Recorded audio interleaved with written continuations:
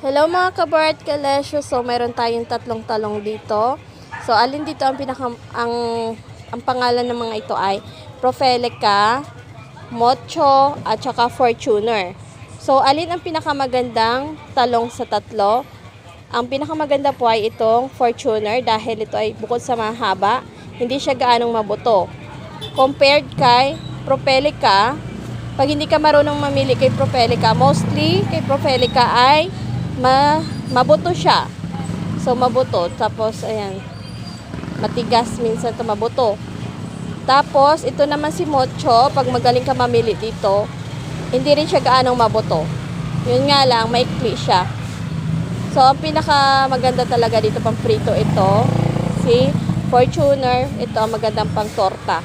Pero pag magaling ka rin naman mamili dito, maganda rin po ito pag no choice. So ang pinakamahal dito ito.